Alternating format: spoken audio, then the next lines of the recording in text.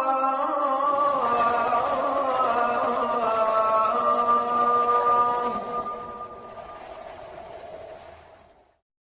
لله نحمده ونستعينه ونستغفره ونؤمن به ونتوكل عليه ونعوذ بالله من شرور أنفسنا ومن سيئات أعمالنا من يهده الله فلا مضل له ومن يضلله فلا هادي له ونشهد أن لا إله إلا الله وحده لا شريك له ولا مثل له ولا مثال له ولا مثيل له ولا مماثل له ونشهد أن سيدنا وسندنا وشفيعنا وشفاء صدورنا وملجأنا ومأوانا ومولانا محمدا عبده ورسوله أما بعد فقد قال الله تبارك وتعالى جل جلاله في القرآن المجيد والفرقان الحميد أعوذ بالله من الشيطان الرجيم بسم الله الرحمن الرحيم للفقراء الذين أحصروا في سبيل الله لا يستطيعون ضربا في الأرض يحسبهم الجاهل أغنياء من التعفف تعرفهم بسيماهم لا يسألون الناس إلحافا وما تنفقوا من شيء فإن الله به عليم صدق الله مولانا العظيم وبلغنا رسوله النبي الكريم ونحن على ذلك من الشاهدين والشاكرين والحمد لله رب العالمين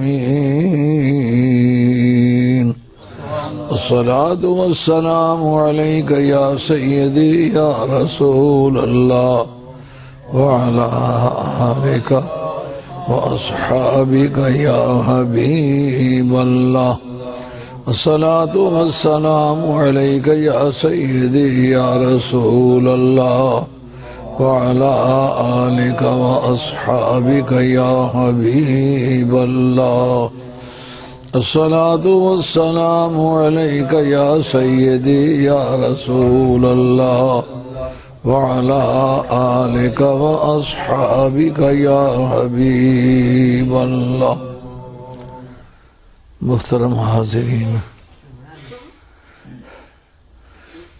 یہ گزشتہ 11ویں شیف پر یا جمعے والے دن یہ بات پیش کی گئی تھی کہ سوشل میڈیا پر کچھ اہل حدیث نے یہ اعتراض کیا ہے کہ یہ فقر و تصوف کا اسلام میں کوئی ثبوت نہیں ہے، اور یہ پیری فقیری جو ہے یہ بے بنیاد چیز ہے، کیونکہ حضور کے زمانے میں یہ نہیں پائی گئی، بعد میں پائی گئی ہے۔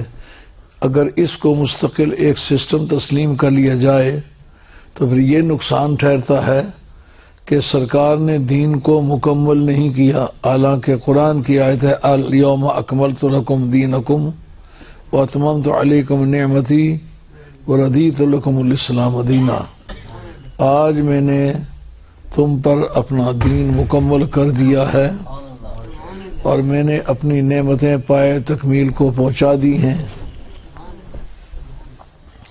اور تمہارے لیے ہم نے اسلام کو بطور دین کے پسند کر لیا ہے۔ تو اس آیت کی روشنی میں یہ جاننا انتہائی ضروری ہے کہ سرکار دو عالم السلام دین کو مکمل کیے بغیر دنیا سے نہیں تشریف لے گئے۔ حاضرین اکرام، دین سے بے خبری کی متعدد وجوہ ہیں۔ ایک تو ہے ان پڑھ ہونے کی وجہ سے آدمی کو دین کا پتہ نہ ہو، ایک یہ ہے کہ پڑھتے وقت اس کا ایک ٹارگٹ ہوتا ہے کہ وہ کوئی نیا دین جاری کرے گا یا پرانے دین پر چلے گا، اس ٹارگٹ کی وجہ سے بھی لوگ بڑی تعداد میں گمراہ ہوئے ہیں، اور یہ گمراہی آج کی بات نہیں ہے، یہ قرون اولیٰ میں ہوئی ہے۔ جن کو آپ خارجی کہتے ہیں 18,000 آدمی تھا اور سارے مولانا تھے اور حیدر کرار کے مرید تھے، آپ کے شاگرد تھے، جو اسلام میں سب سے بڑا ٹیچر ہے اس سے انہوں نے پڑھا تھا۔ سرکار کا فرمانا انا مدینۃ العلم و علی بابھا، یہ بڑی شہادت ہے جناب حیدر کرار کے علم کی۔ نہ سابقہ امتوں میں حضرت حیدر کرار کے برابر کا کوئی عالم تھا اور نہ اس امت میں حضرت حیدر کرار کے برابر کا کوئی عالم۔ ان کے شاگرد ہو کر وہ گمراہ ہوئے، اور گمراہ بھی ایسے ہوئے کہ جس کے ہاتھ پر بیعت تھی اس کو کافر کہا، سب سے پہلے مسلمان کو کافر کہا۔ جسارت کی حد ہے، ایک عام مسلمان کو کافر کہنے کی اجازت نہیں۔ تو حیدر کرار جیسی شخصیت پر یہ جسارت کر گئے، نہ آسمان پھٹا، نہ زمین پھٹی، نہ کوئی آب و ہوا میں تبدیلی آئی، جس کا مقصد یہ ہے کہ اس طرح کے غضب الہی کو دعوت دینے والے واقعات گزرے ہیں، لیکن ما کان اللہ لیعذبہم وانت فیہم، جو عذاب استیصال اس کو کہتے ہیں، جس گناہ کی وجہ سے عذاب آیا ہے اس گناہ کا مرتکب پوری دنیا میں جس جگہ ہو سب کا بیڑا غرق کر دیا جاتا ہے، اس کا نام ہے عذاب استیصال۔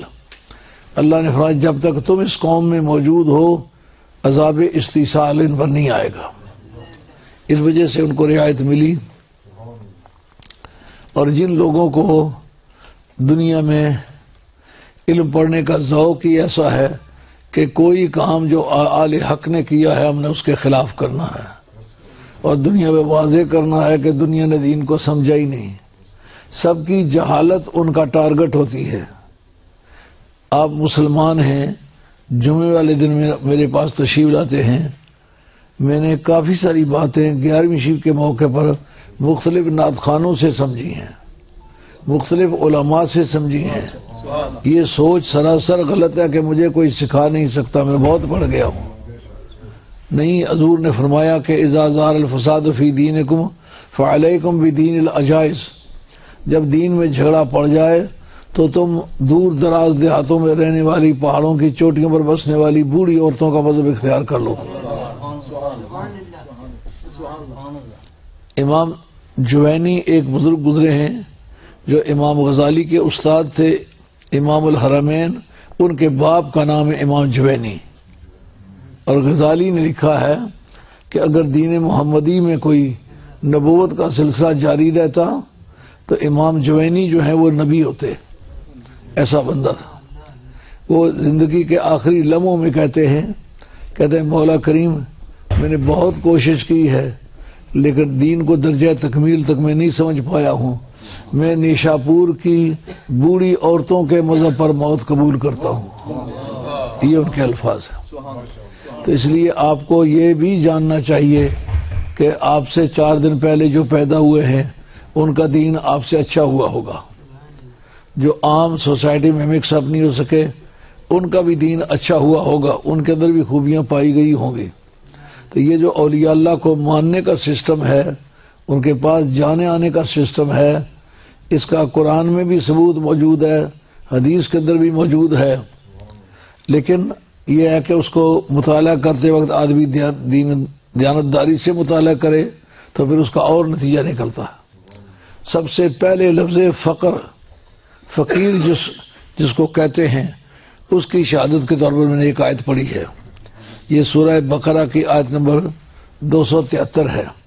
قرآن مجید کہتا ہے لِلْفُقَرَاءِ الَّذِينَ أُحْصِرُوا فِي سَبِيلِ اللَّهِ لَا يَسْتَطِيعُونَ ضَرْبًا فِي الْأَرْضِ يحسبهم الجاهل أغنياء تعرفهم بسيماهم لا يسألون الناس إلحافا۔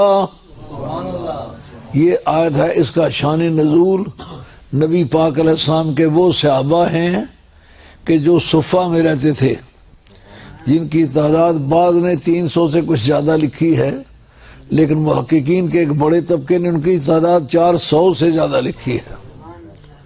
اس کے انچارج کسی زمانے میں سلمان فارسی رہے ہیں۔ سلمان فارسی رضی اللہ تعالیٰ عنہ یہ حضرت ابوبکر صدیق رضی اللہ عنہ کے خلیفہ تھے۔ تو لیکن ساری زندگی سنگت جناب حیدر کرار کی ہے، اور عقیدے کے طور پر جناب حیدر کرار کو ساری امت سے وہ افضل سمجھتے تھے۔ ان 6 صحابہ میں پہلے ان کا نام آتا ہے جو جناب حیدر کرار کو افضل سمجھنے والے، لیکن کبھی انہوں نے جناب ابوبکر صدیق اور جناب عمر فاروق رضی اللہ تعالیٰ عنہما کی شان میں کوئی ہلکا جملہ نہیں بولا۔ اسی لیے شاہ عبدالعزیز صاحب اپنے فتاوی عزیزیہ کے اندر لکھتے ہیں، کہتے ہیں جو جناب حیدر کرار کو افضل سمجھے لیکن شیخین کی شان میں کوئی گستاخی کا کلمہ استعمال نہ کرے، ان کے فضائل و کمالات کا قائل ہو، وہ اہل سنت میں سے ہے، لیکن جمہور کا مذہب حضرت ابوبکر صدیق رضی اللہ عنہ کو افضل سمجھنا ہے۔ اور بعض نے صحابہ کرام میں سے اکابر لوگوں نے جناب حیدر کرار کو افضل سمجھا ہے، تو اس کو آپ سنیت سے خارج نہیں کر سکتے۔ اسی لیے وہ 6 صحابہ جو بڑے مشہور ہیں اس بارے میں، حضرت سلمان فارسی رضی اللہ عنہ 1، حضرت ابو ذر غفاری 2، حضرت خباب بن الارت 3، حضرت جابر بن عبداللہ انصاری 4، حضرت ابو سعید خدری 5، حضرت زید بن ارقم 6۔ یہ 6 صحابہ بالاتفاق تمام محدثین نے لکھا ہے کہ یہ جناب حیدر کرار کو افضل سمجھتے تھے۔ اور صفہ کے انچارج کون تھے؟ حضرت سلمان فارسی۔ آپ کو یہ یاد رکھنا چاہیے، ہم حضرت ابوبکر صدیق رضی اللہ عنہ کو افضل الامت سمجھنے والے لوگ ہیں، لیکن یہ مذہب جمہور ہے، اس پر اجماع نہیں ہے، یہ بات آپ نے یاد رکھنی ہے۔ اس کے انچارج کون تھے؟ حضرت سلمان فارسی رضی اللہ تعالیٰ عنہ۔ لفظ فقیر ان کے لیے استعمال ہوا جو عام اولیاء اللہ کے لیے کہتے ہیں یہ فقراء لوگ ہیں، آدمی سمجھتا ہے اس کا ثبوت کوئی نہیں۔ یہ آیت جو پڑھی ہے لِلْفُقَرَاءِ الَّذِينَ أُحْصِرُوا فِي سَبِيلِ اللَّهِ، یہ جو تم اپنے صدقات خیرات دیتے ہو یہ ان فقیروں کے لیے ہیں کہ جو اللہ کے راستے میں بند کر دیے گئے۔ اللہ کے راستے میں بند کس طرح کیے تھے؟ ان کا کام دن کے وقت یا جہاد کرنا یا حضور سے تعلیم حاصل کرنا، اور رات کے وقت اللہ اللہ کرنا۔ روٹی کا بندوبست کوئی نہیں تھا، کب بارش آ جائے چھت تھی، کا چھت کوئی نہیں تھی، بھیگنا اور نہ بھاگنا، بھیگتے رہنا مگر بھاگنے کی جسارت نہ کرنا۔ جس وقت کوئی پکار آ جائے، ڈیمانڈ پڑ جائے، اس وقت یہ نہ کہنا میری طبیعت ٹھیک نہیں، میں آج نہیں جا سکتا۔ وہاں وقت جو حاضر رہے ان کا نام ہے اصحاب صفہ، ان کو قرآن نے فقیر کی جمع ہے فقراء، یعنی وہ اللہ کی بارگاہ میں اکثروا فی سبیل اللہ ہے، وہ اللہ کے راستے میں بند کر دیے گئے، یعنی وہ کوئی وقت اپنی ذات کے لیے، اپنی خاندان کے لیے، ان کے میں سے کسی کی بھی شادی نہیں ہوئی تھی، کسی کا گھر بار بھی کچھ نہیں تھا، بغیر چھت کے ایک چبوترے پر رہتے تھے، روٹی آ گئی تو کھا لی، نہیں آئی تو پھر صبر اور شکر۔ اور اس وقت میں کچھ دن حضرت سلمان فارسی جو تھے انہوں نے درمیان میں گیپ کیا، اور حضرت ابو ہریرہ بھی ان کے انچارج رہے، لیکن زیادہ تر حضرت سلمان فارسی اس کے انچارج رہے۔ آپ مدینہ طیبہ گئے ہوں گے، جو وہاں پتہ نہیں آج کل کیا صورت ہے، لیکن جن دنوں میں مدینہ طیبہ میں تھا، ایک گول بازار تھا ترکوں کے زمانے کا، وہ سناروں کی دکانیں اس میں تھیں، لوہاروں کی دکانیں اس میں تھیں، اور وہ سارے کا سارا یہودیوں کے قبضے میں تھا۔ اور یہ جو یہودی 3 گروپ تھے، ایک لوہار ترخان کا کام کرتے تھے، کنسٹرکشن کا کام کرتے تھے، اور ایک سناروں کا کام کرتے تھے، اور ایک طبقہ زمینداری کرتا تھا، لیکن یہ سارے وسائل جو تھے وہ اسلام کے خلاف استعمال کرتے تھے۔ انہوں نے دیکھا کہ یہ بہت عجیب و غریب صورتحال پیدا ہو گئی ہوئی ہے، یہ جو 400 بندہ ہر وقت سرکار کی ڈسپوزل پر رہتا ہے، روٹی نہیں مانگتا، کپڑا نہیں مانگتا، مکان نہیں مانگتا، یہ روٹی کپڑے مکان کی جو مہم ہے یہ تو کبھی فرعون نے استعمال کی تھی، روٹی کپڑا مکان میں تمہیں دوں گا لیکن مجھے خدا سمجھو۔ نبی پاک علیہ السلام کے غلام نے کہا نہ مجھے کپڑا چاہیے، نہ مجھے روٹی چاہیے، نہ مجھے مکان چاہیے، نہ مجھے زندگی کی سہولتیں چاہیے، یا رسول اللہ ہم ہر وقت آپ کی ڈسپوزل پر ہیں۔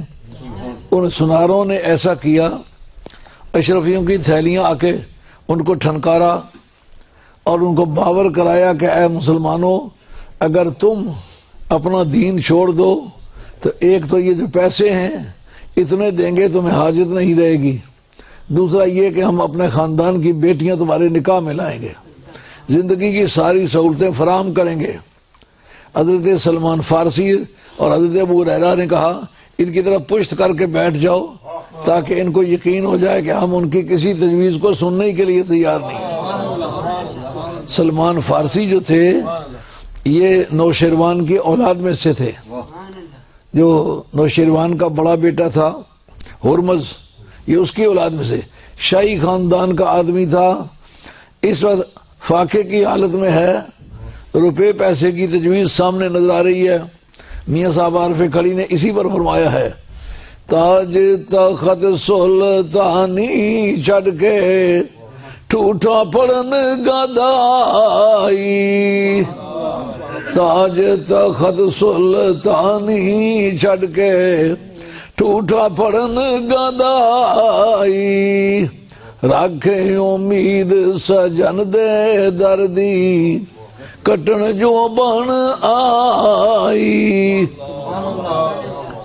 سلمان فارسی رضی اللہ تعالیٰ عنہ نے جو ان کے سامنے بے نیازی کا اظہار کیا، اس پر قرآن مجید نے دوسرے موقع پر کہا وَمِنَ النَّاسِ مَن يَشْرِي نَفْسَهُ ابْتِغَاءَ مَرْضَاتِ اللَّهِ۔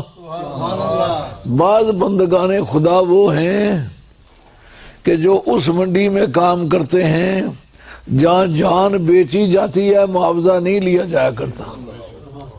اللہ کریم نے ایک جگہ ایک منڈی کا ذکر کیا، ان اللہ اشتری من المؤمنین انفسهم واموالهم بان لهم الجنہ۔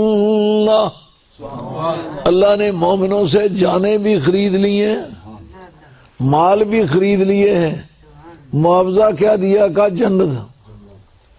ایک طبقہ ہے مولا کریم جان بھی لے لے مال بھی لے لے اور جنت بھی رہنے ہی دے. جنت و دوزخ کو یار اب کیا کروں، التجا ہے میں تجھے دیکھا کروں. خبریں جنت اندر دل نہ لگے کی پتہ ہے تیریاں دیوانیاں دا. تو رب نے ان کا ذکر کیا، کہا بعض بندگان خدا وہ ہیں جو اپنی جانیں بیچ ڈالتے ہیں لیکن معاوضہ کچھ نہیں کرتے، صرف رب کا راضی نامہ چاہتے ہیں. محبوباں دا راضی نامہ لوڑن صدا بچارے. ان کو رب نے فقراء کہا.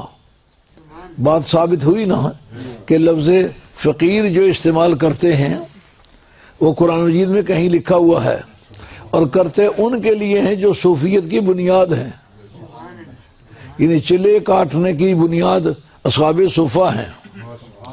ان کی تعداد 400 سے زیادہ ہے. وگرنہ حضور کہتے جاؤ جا کے اپنے اپنے کام کرو، مزدوریاں کرو، شادیاں کرو، بچے پیدا کرو، ضروریاتی زندگی مہیا کرو، مکان بناؤ. لیکن ان کو سرکار نے ذکر، فکر، عبادت اور ریاضت اور مجاہدات کے لیے معین فرمایا. اکثروا فی سبیل اللہ، وہ اللہ کے راستے میں بند کر دیے گئے. یہ ثبوت ہے اس بات کا کہ یہ صوفیہ چلے کاٹتے ہیں، رب رب کرتے ہیں. میں نے 11ویں شب کے موقع پر آپ کو بتایا تھا کہ حضرت عبداللہ ابن عباس رضی اللہ تعالیٰ عنہ کو سرکار نے فرمایا اگر تو 40 دن تنہائی اختیار کر لے اور کوئی قابل اعتراض الفاظ زبان پر نہ لائے اور ذکر الہی کے ساتھ اپنے آپ کو مصروف رکھے، جب تھک جائے تو سو جائے، جب جاگے تو ذکر الہی کرے اور باوضو رہے، تو 40 دن کے بعد اللہ تعالیٰ حق تیری زبان پر جاری کر دے گا. تو جدھر جائے گا حق ہی حق ہوتا رہے گا. یہ جو صوفیہ 40 دن کے چلے کاٹتے رہے، اس کو صوفیہ کی زبان میں اربعینیہ کہتے ہیں. اس کو شیخ شہاب الدین سہروردی نے تصوف کی مشہور کتاب ہے عوارف المعارف، اس کے اندر لکھا موجود ہے. یہ کبھی کورس میں بھی لگی رہی ہے، یہ فواضل کے جو کورس ہوتے تھے ان کے اندر بھی لگی رہی ہے. یہ تصوف کی کتاب ہے، جس سے عارف رومی کی مثنوی لگی رہی ہے، اس سے عوارف المعارف بھی لگی رہی ہے. صاحب عوارف المعارف بڑے کمال درجے کا آدمی ہے. یہ بھی پہلے پیری فقیری کے قائل نہیں تھے. یہ فلسفے میں اور منطق میں اتنا زور مارا کہ یہ تمام ضروریات دین جو تھے ان کے بارے میں شک و شبہ ظاہر کرنے لگے. اور آخر آپ کے جو سسر تھے، سگے چچا بھی تھے اور سسر بھی تھے، ان سے ان کی پہلی بیعت بھی تھی. وقت آیا کہ انہوں نے وہ بیعت بھی توڑ دی اور تعلقات بھی توڑ دیے. انہوں نے کہا یار میری بیعت تیرے لیے اگر کافی نہیں ہے، آ تجھے غوث پاک کے پاس لے چلو، دور ایک ہے. وہ کہتے میں کسی غوث کو مانتا ہی نہیں ہوں، کس لیے لے جاؤ گے؟ ان کا نہیں مانتے ہو مجھے یہ بتلاؤ، مجھے چچا بھی مانتے ہو کہ نہیں؟ چلو پیر نہیں مانتے، چچا تو مانتے ہو، اور کچھ نہیں تو میری بیٹی تیری بیگم ہے، بیگم کے رشتے کو بھی مانتے ہو کہ نہیں مانتے ہو؟ یہ اللہ کی شان ہے جو خدا کا بھی منکر ہو جائے بیگم کا منکر نہیں ہوتا.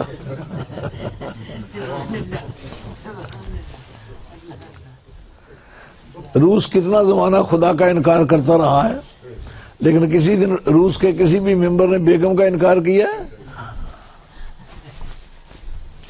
ان کا یہ مانتا ہوں کہ میری بیگم آپ کی بیٹی میں اس کا قائل ہو. ان کا چل یار اسی واسطے سے تمہیں کہتا ہوں کہ تیاری پکڑ لے. جو اعتراضات تم نے مجھ پر کیے ہیں میں ان کا جواب نہیں لا سکا، تو اس وجہ سے تم منحرف ہو گئے ہو. وقت کے جتنے علماء ہیں ان سب سے تم نے گفتگو کی ہے، سب کو تم نے شکست دے دی ہے.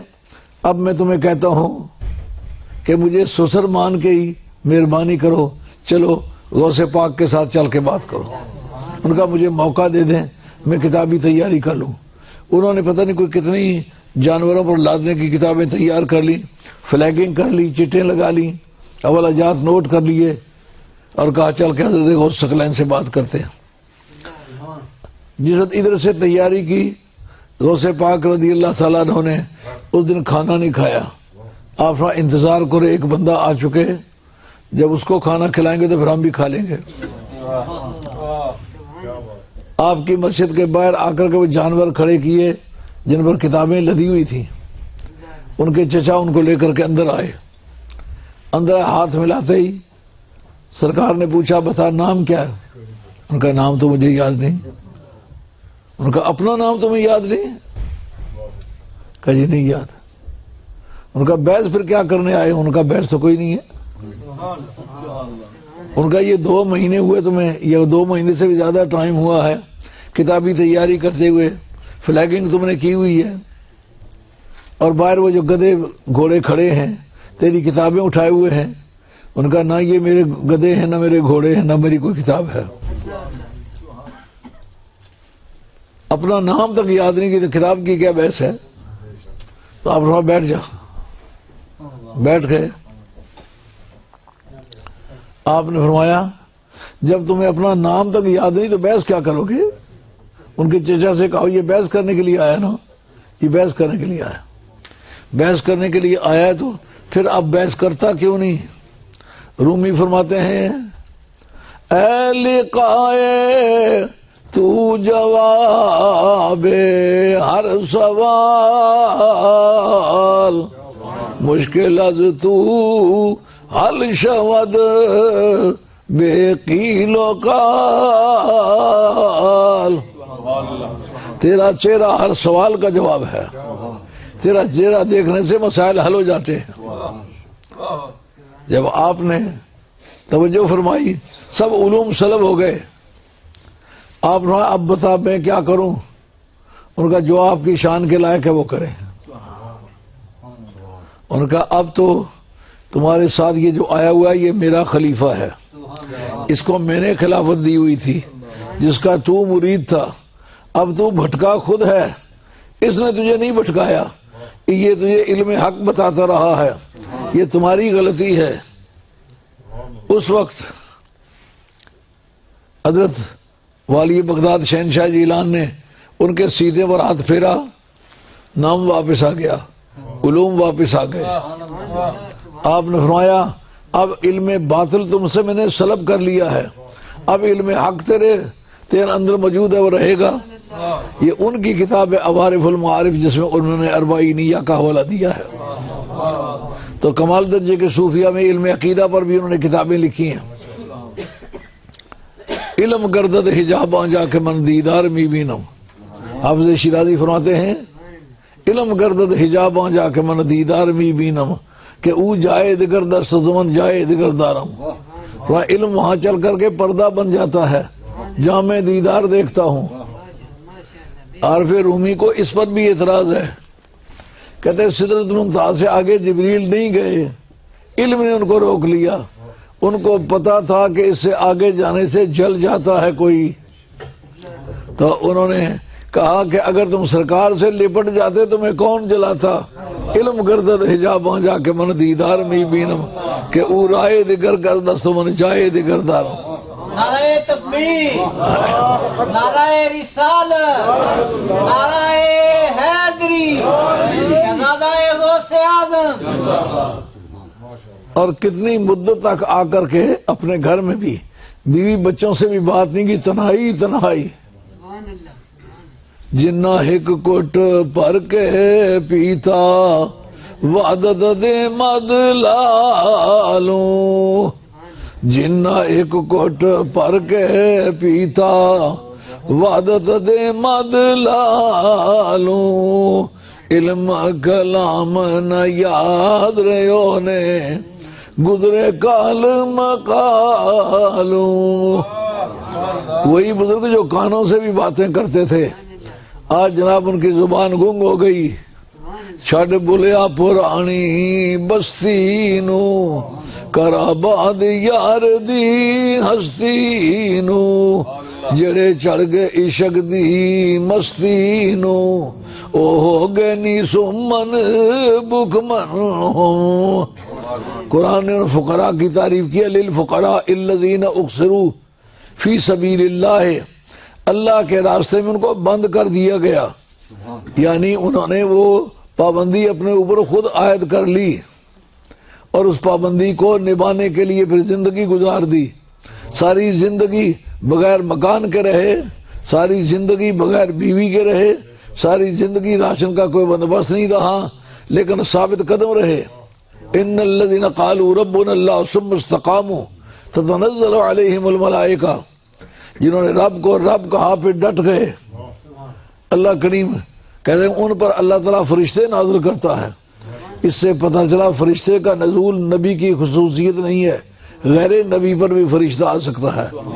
کربلا کے واقعات میں جبریل کا آنا یا فرشتوں کا آنا جانا ثابت کیا جاتا ہے, تو مولانا کہتے ہیں نہیں, غیر نبی کے لیے فرشتہ نہیں آ سکتا. جناب مریم کے پاس غیر نبی ہو کر فرشتہ آیا کہ نہیں آیا؟ موسیٰ علیہ السلام کی مائی صاحبہ کے پاس فرشتہ آیا کہ نہیں آیا؟ یہاں ثبوت موجود ہے کہ نہیں؟ جنہوں نے رب کو رب کا, یہ نبیوں کا ذکر نہیں, یہ اللہ کے ولیوں کا ذکر ہے. ان الذین قالوا ربنا اللہ, بے شک وہ لوگ, اگر آپ میں بھی کوئی آدمی اس کا پابند ہو جائے تو آپ پر بھی یہ کیفیات آج بھی 15ویں صدی میں بھی آ سکتی ہیں. ان الذین قالوا ربنا اللہ, جنہوں نے اپنے رب کو رب کہا پھر ثم استقاموا, پھر ڈٹ گئے. تتنزل علیہم الملائکہ, ان پر فرشتوں کا نزول ہوتا ہے. فرشتوں کا نزول ہو کے ہوتا کیا ہے؟ تتنزل علیہم الملائکہ اللہ تخافوا, یہ ان تفسیریہ ہے, یہ تفسیر بیان کرتا ہے ان فرشتوں کے نازل ہونے کا مفہوم کیا ہے. جو ان سے آ کر کہتے ہیں ڈرو نہیں, اللہ تخافوا ولا تحزنوا, جو کچھ پہلے گزر چکا ہے اس کا غم بھی نہ کھاؤ اور مستقبل کے لیے خوف بھی نہ رکھو, اللہ تعالیٰ تمہاری مدد کرے گا. اللہ تخافوا ولا تحزنوا وانتم, کہ تم دین حق پر ثابت قدم ہو اور اللہ تبارک و تعالیٰ نے جو تم سے وعدے کیے وہ پورے کرے گا.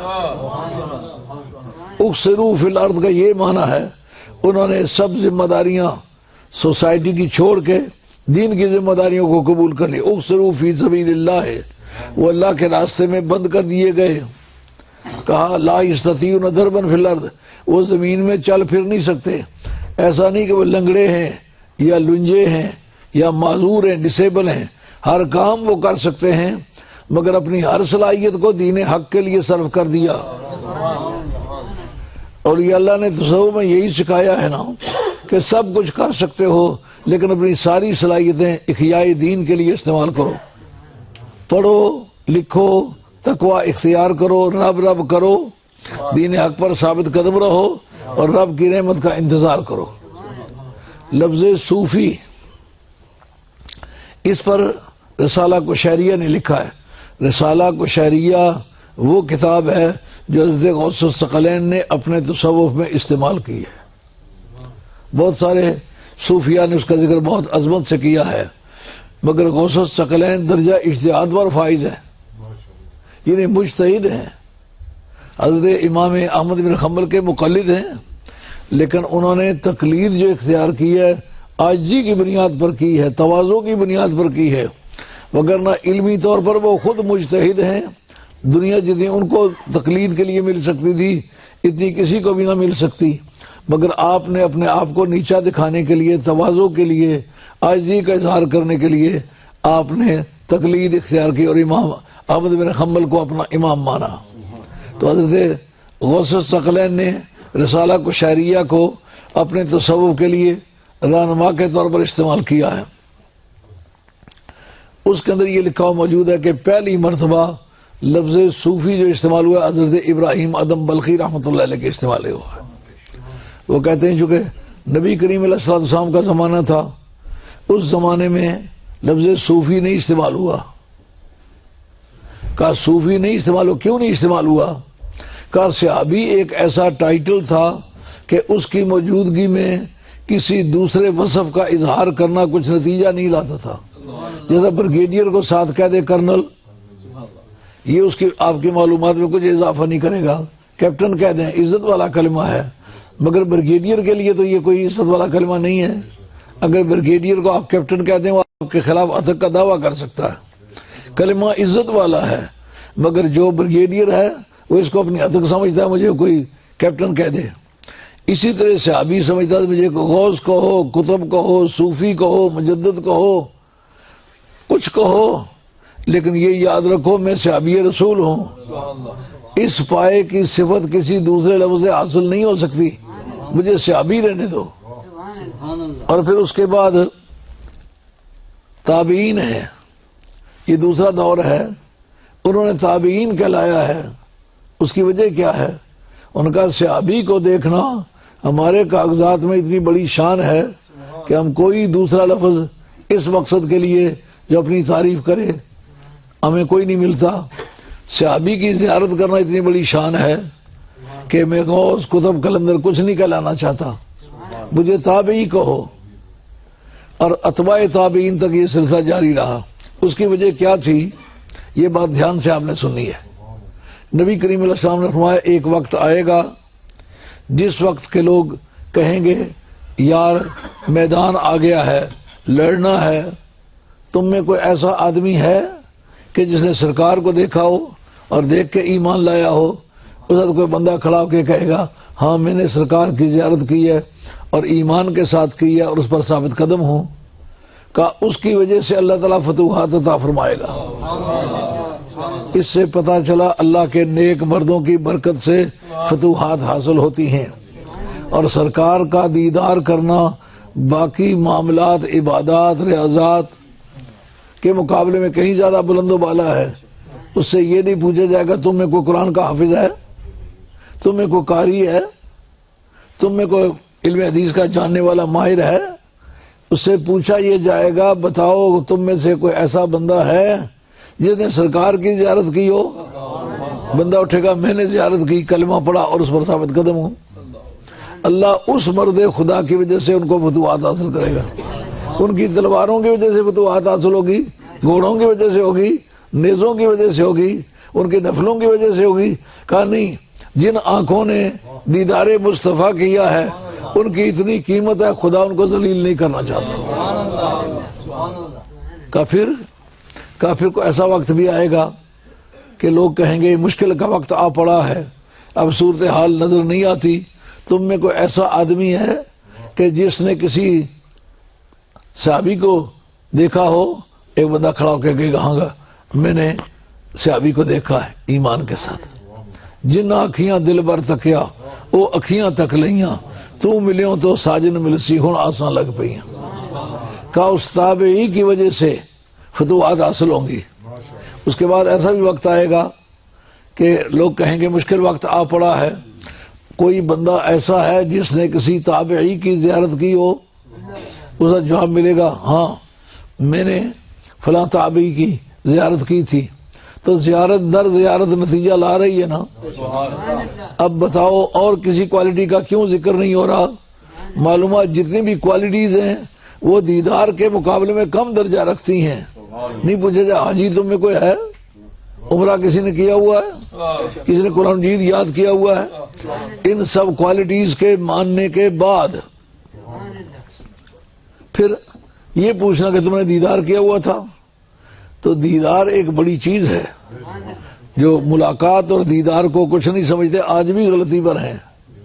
آل اللہ کی زیارت کرنا معمولی چیز نہیں ہے، بلکہ جن جن اڈوں پہ رہے ہیں ان اڈوں پر جانے سے بھی حالات بدلتے ہیں۔ میں ابھی عرض کرتا ہوں، اس لیے تابعین اور اتباع تابعین تک، صحابی، تابعی اور اتباع تابعی، یہ 3 کلاسز تک چلتے رہے۔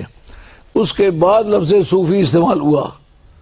رسالہ قشیریہ نے لکھا ہے پہلی مرتبہ جو لفظ صوفی استعمال ہوا ہے وہ حضرت ابراہیم ادم بلخی کے لیے استعمال ہوا۔ اگرچہ اور بھی کئی لوگوں کی کچھ اوپینین ہیں مگر اس کا بڑا وزن ہے۔ کہتے ہیں کہ حضرت ابراہیم ادم بلخی کوئی 3ری پشت میں یا 4تھی پشت میں حضرت عمر فاروق رضی اللہ عنہ کے اولاد میں سے تھے۔ ان کے باپ بھی بخارے کے بادشاہ تھے، آپ بھی بخارے کے بادشاہ تھے۔ ایک مرتبہ شکار کی مہم پر نکلے، دیکھا آپ کے سامنے ایک لومڑی اٹھی یا خرگوش اٹھا، اس کا شکار کرنے کے لیے گھوڑا اس کے پیچھے دوڑایا۔ اس کو نیزہ مارنا چاہے ہوئے یا تیر مارنا چاہا، کچھ کرنا چاہا، لیکن اس کو شکار کرنا چاہا۔ اچانک آپ کو ایک درخت سے آواز آئی کہ اے ابراہیم ادم بلخی، تم اس کام کے لیے نہیں پیدا کیے گئے ہو۔ پھر انہوں نے سمجھا پتہ نہیں یہ کوئی کیسی آواز ہے، آپ گھوڑی پر بیٹھے ہوئے تھے اور جو زین کا انا ہے اس سے آواز آئی. کربسا اس کو کہتے ہیں عربی میں، گھوڑی کا انا، اس کو سیڈل بو کہتے ہیں انگریزی میں. سیڈل بو، سیڈل میں نے زین، بو میں نے کمان. یہ وہ پہلے جب بنایا کرتے تھے اس کی شکل ہم نے دیکھی اس طرح کی ہوتی تھی کمان کی. کم سوار لوگ گھوڑی دوڑاتے اور اس انے کو پکڑ لیتے تھے. اسی لیے ایک مثال مشہور ہوگی، بغیر سمجھے بوجھے کسی چیز سے لپٹ جانا، کہتے کم سوار والا انا اس نے پکڑ لیا ہے. انے میں سے آواز آئی کہ تم اس کام کے لیے نہیں پیدا کیے گئے ہو. اس وقت آپ کے دل دماغ پر اس بات نے اپیل کیا. آپ نے آگے آپ کا خاندانی گڈریا تھا. جو گڈریے ہوتے ہیں عام طور پر اپنی بھیڑوں کے اونوں سے کپڑے بنا کے پہن لیتے ہیں.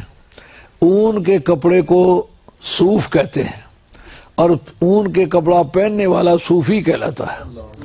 انہوں نے پہنا ہوا تھا ایسی اوپر کوٹ سا جو اون کا بنا ہوا تھا، وولن تھا. آپ نے ایسا کیا، اس کا وہ کوٹ اس سے چھین لیا، اپنا گھوڑا بھی، کمان بھی، شکار کا سارا سامان بھی اسے دے دیا، اور اس کے بعد وہ صوفی کہلانے لگے. یعنی صوف کے کپڑے پہننے والا ہے نا. اس کی پشت پر کچھ معلومات.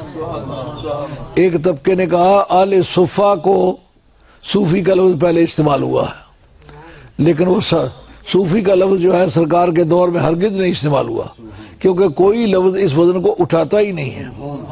یہ اعتراض کرنا کہ جناب سرکار کے زمانے میں صوفی کوئی نہیں تھا، ہم کہیں کہ سرکار کے زمانے میں امام بخاری کوئی نہیں تھا، اس کا کیا جواب ہوگا؟ بخاری شریف نہیں تھی. کتاب التعویذات کے اندر نواب صدیق الحسن قنوجی نے لکھا. اب اس سے پوچھا گیا بتاؤ کسی مصیبت کے ٹالنے کے لیے بخاری شریف کا ختم پڑھا جائے جائز ہے کہ نہیں؟ انہوں نے کہا بالکل جائز ہے. جب بخاری کا لکھنے والا ہی پیدا نہیں ہوا تھا سرکار کے زمانے میں، 194 میں ان کی ولادت ہے اور نابینا تھے، ماں کی دعا سے 203 میں بینا ہوئے، اور اس کے بعد پھر آپ نے علم پڑھنا شروع کیا. 256 میں آپ کا انتقال ہوا اور بخاری شریف مکمل ہوئی. تو بخاری شریف 3ری صدی کی یادگار ہے. بتاؤ سرکار کے زمانے میں کہاں تھی؟ تابعین کے زمانے میں کہاں تھی؟ اتباع تابعین کے زمانے میں کہاں تھی؟ جب یہ لکھی بعد میں گئی ہے تو ختم اس کا کہاں سے ثابت ہوگا؟ ان کے چونکہ سرکار کی زبان کے بول ہیں، ان کا دورانہ باعث برکت ہے. اور وہ کہتے ہیں نواب صدیق قنوجی، اس کتاب کا نام ہے کتاب التعویذات.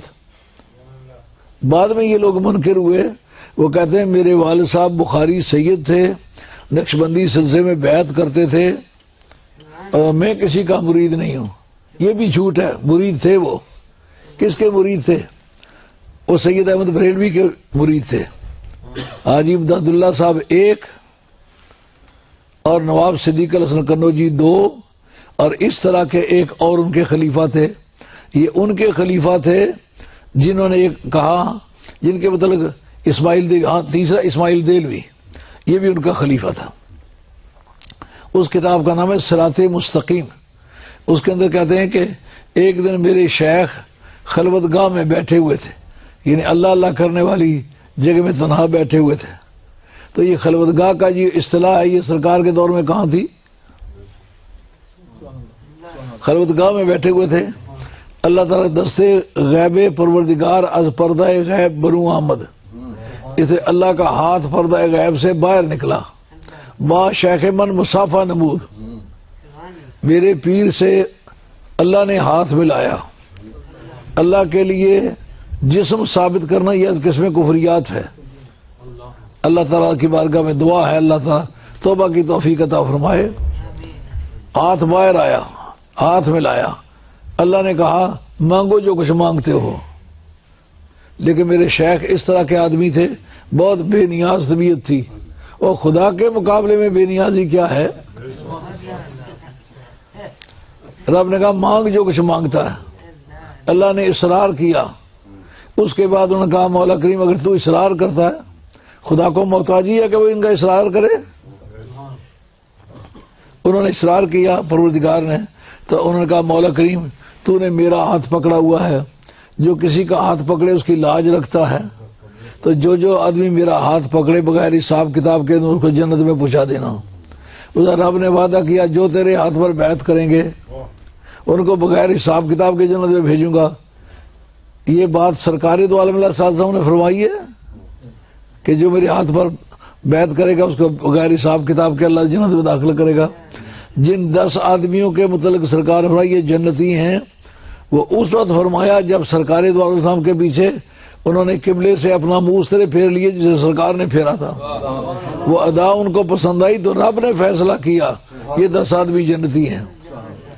تو سرکار دو عالم اللہ صلی اللہ علیہ وسلم نے تو یہ اپنے صحابہ کے لیے نہیں کہا کہ جو میرے ہاتھ پر بیعت کرے گا وہ سیدھا جنت میں جائے گا، اب یہ اپنے آپ کی برتری نبی پر بھی ثابت کر رہے ہیں کہ نہیں کر رہے؟ اعتراض کس لیے کرتے ہو؟ نواب صدیق الحسن قنوجی تو ان کا مرید ہے، سید احمد بریلوی کا، کہتا اپنی کتاب تعویذات میں لکھتا ہے، کہتا میں کسی کا مرید نہیں ہوں۔ تو یہ بات غور طلب ہے کہ ان کے باپ تعویذ کیا کرتے تھے، یہ تو ہم نے منت مانی کہ اپنے والد صاحب رحمۃ اللہ علیہ اور مائی صاحب کے ایصال ثواب کے لیے یہ 50 پاؤنڈ پیش کریں گے، تو پھر یہ آپ کو یہ گن لیں۔ یہ جس سے میں نے منت مانی، آپ بھی کبھی خدا کے لیے، حدیث کے اندر آتا ہے اللہ یرد القضاء الا بالدعاء، تقدیر نہیں ٹلتی مگر دعا سے ٹلتی ہے۔ اب اس صدقہ یا صدقہ کیا جائے اس سے ٹلتی ہے، یا فرمایا اول بر، اپنے ماں باپ سے نیکی کی جائے تو ٹلتی ہے۔ اسلام کہتا ہے لا ادوا فی الاسلام، اسلام میں تعدیت نہیں ہے، امراض متعدیہ کا عقیدہ اسلام میں نہیں ہے۔ میرے پاس لوگ سکن کے مریض آتے ہیں جن کو ڈاکٹر جب دیکھتے ہیں تو پہلے گلوز پہنتے ہیں، گلوز پہن کے ان کی جگہ ہاتھ لگاتے ہیں، ان کا یہ ہمیں بھی یہ بیماری چمڑ جائے گی۔ لیکن میرے پاس جتنے مریض آتے ہیں اگر ہاتھ لگانا وہاں جائز ہے تو میں بغیر گلوز کے ہاتھ لگاتا ہوں، الحمدللہ میرا کچھ نہیں بگڑا۔ تو عرض خدمت ہے یہ سلسلہ فقراء قرآن مجید نے ذکر کیا، للفقراء الذین احصروا فی سبیل اللہ، یہ تمہارے صدقات و خیرات ان پر لگنے چاہیے جو اللہ کے راستے میں بند کر دیے گئے، لا یستطیعون ضربا فی الارض، وہ زمین میں چل پھر نہیں سکتے، یحسبهم الجاہل اغنیاء، جاہل لوگ ان کو بے نیاز سمجھتے ہیں، تعرفهم بسیماہم، تو ان کو پیشانیاں دیکھ کے پہچان جاتا ہے، جس نے کئی دن فاقہ کاٹا ہو اس کو کوئی بھی ہمدرد دیکھے اس کے مرجھائے ہوئے ہونٹ، کملایا ہوا چہرہ نظر نہیں آئے گا کہ یہ بیچارہ کئی دنوں سے فاقے میں ہے۔ کہ لا یسألون الناس الخافا، لوگ سے لپٹ لپٹ کے وہ سوال نہیں کرتے، بے نیازی ان کی طبیعت میں ہوتی ہے۔ اور جو بھی تم کوئی اچھی چیز رائے مولا میں خرچ کرو، اللہ اس کو بہت اچھی طرح سے جاننے والا ہے۔ یہ تو لفظ فقراء کے بارے میں ہے کہ فقیر کا لفظ استعمال ہوا ہے، اور لفظ صفا کے بارے میں بھی ابو القاسم قشیری نے ایک بات یہ بھی لکھی ہے کہ جو اصحاب صفا ہیں، لفظ صفا ان کے لیے استعمال اس سے صوفی بنا ہے، لیکن قواعد عربیہ اس کی حمایت نہیں کرتے، اس لیے کہ صفا جو ہے عربی زبان میں یہ مضاف ثلاثی ہے، اور صوفی جو ہے یہ اجوف ہے، یہ صرفیوں کی بولی ہے، جہاں پہلا حرف جو ہے حرف صحیح ہو اور دوسرا حرف علت ہو۔ حرف علت 3 ہیں، واو الف یا، حرف علت نام کردند واو الفو یائرہ، ہر کرا درد رسد ناچار گوید وائرہ۔ یہ ہم نے طالب علمی کے زمانے میں یہ سینٹینس یاد کرایا کرتے تھے، حرف علت نام کردند واو الفو یائرہ، عربی زبان میں واو الف یا کو حرف علت، جن کو واولز کہتے ہیں انگریزی میں، ان کو عربی زبان میں حروف علت کہتے ہیں، اے آئی او یو وغیرہ، یہ آپ کے ہاں انگریزی میں حروف علت ہے، واولز جو ہیں، عربی زبان میں واو الف یا، ان کو حروف علت کیوں کہتے ہیں؟ علت کہتے ہیں بیماری کو۔ کہا اس کا نام رکھنے کی کیا وجہ ہے؟ کہا تسمیت المتعلق بسم المتعلق، جس چیز سے تعلق بنے اس چیز کے نام پر کسی کا نام رکھ دینا کہ اس کا بیماری سے تعلق ہے. وہ کیا؟ جو آدمی بیمار وہ عربی زبان وائے، ہم لوگ ہائی کہتے ہیں ہائے، اور عرب لوگ وائے کہتے ہیں وائے. کہ یہ دراصل اس بیماری کے وقت بولے جانے والا لفظ ہے، اس لیے ان کو حروف علت کہتے ہیں، بیماری والے حروف. تو اس لیے اس کو صفا سے مشتق ماننا مشکل کام ہے. بہرحال آل اللہ کے ہاں یہ لفظ استعمال ہوا ہے صوفیہ. تو صوفی لوگ اللہ کے راستے میں اپنے آپ کو بند کر لینے والے اور لوگوں سے کبھی سوال نہ کرنے والے، اپنے حال میں مست رہنے والے اور قوم اور ملت کے فلاح و بہبود کے لیے دعا کرنے والے، جیسا حضرت غوث الثقلین. آپ کو آج کل تو چندے کا نام سن کے جو لوگ کہتے تھے شیعہ کافر شیعہ کافر شیعہ، جس پیسوں کی امید ہوئی تو خمینی کے جنازے میں گئے کہ نہیں گئے؟ سوائے میرے ہر مولوی گیا ہے، دیوبندی گئے ہیں، اہل حدیث گئے ہیں، بریلوی گئے ہیں، اور ایک طبقہ بھی نہیں بچا. ایک میں اکیلا آدمی ہوں یو کے میں جو شیعہ کے جنازے میں نہیں گیا. لیکن پھر وہاں سے پیسے لینے کے بعد، الوا کھانے کے بعد، 40واں کاٹنے کے بعد پھر واپس آ کے سنی کا سنی. انہوں نے اہل سنت کی عزت میں کوئی فرق نہیں آنے دیا. کتنے بہادر آدمی.